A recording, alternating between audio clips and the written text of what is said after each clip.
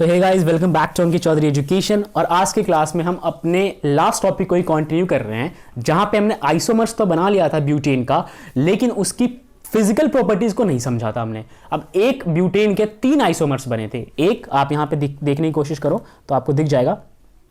Structure दिखाता हूं मैं आपको, आई होप कि विजिबल है। पहला तो ये बन रहा था, दूसरा ये बन रहा था और तीसरा ये बन रहा था।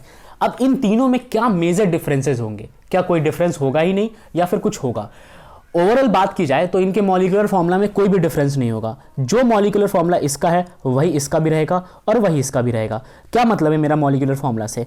मॉलिक्यूलर फॉर्मूला से मेरा मतलब है कि अगर मान लो पहले वाले का मॉलिक्यूलर फॉर्मूला है C5H12, राइट, तो फिर दूसरे वाले का भी यही रहेगा C5H12 और तीसरे वाले का भी यही रहेगा C5H12। फर्क बस यही है ना कि कार्बन एटम को आगे पीछे करके अरेंज करा रहे हो।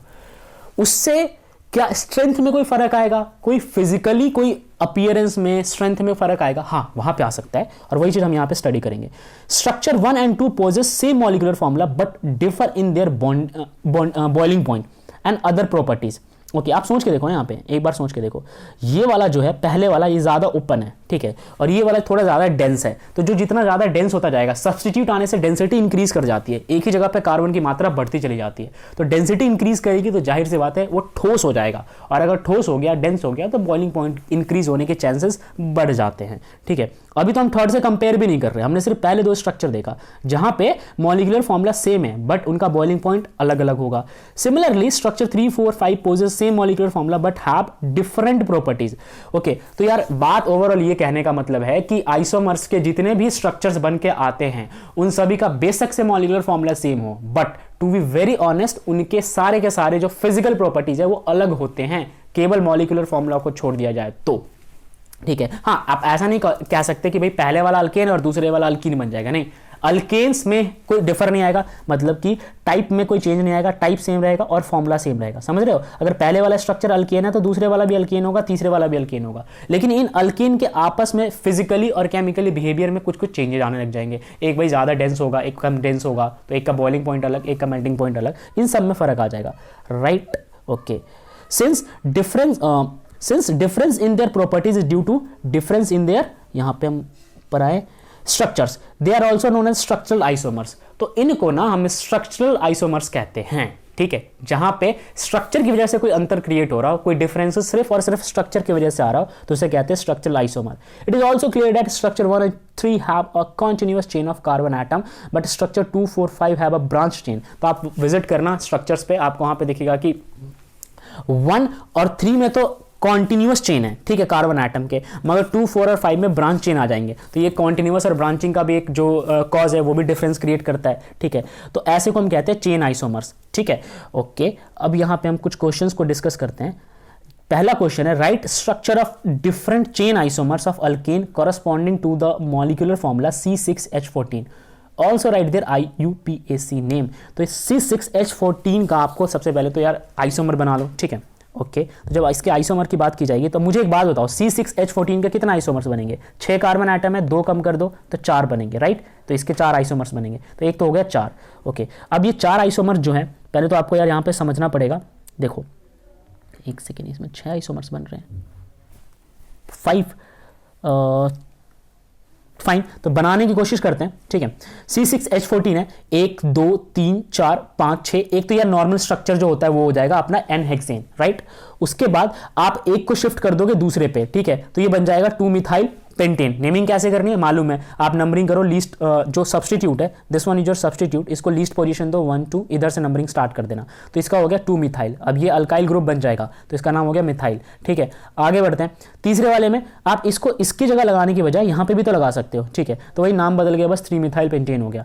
इन अ सिमिलर वे अब आप 2 मतलब इसको भी उठा के आज ब्रांच लग दो। ठीक है, इसको उठा के आप यहाँ पे शिफ्ट कर दो, तो यहाँ पे 2 ब्रांच कर सकते हो। ठीक है, तो लॉन्गेस्ट चेन में केवल 4 कार्बन रहेंगे, तो ये आ गया 2, 3 डाइमिथाइल ब्यूटेन।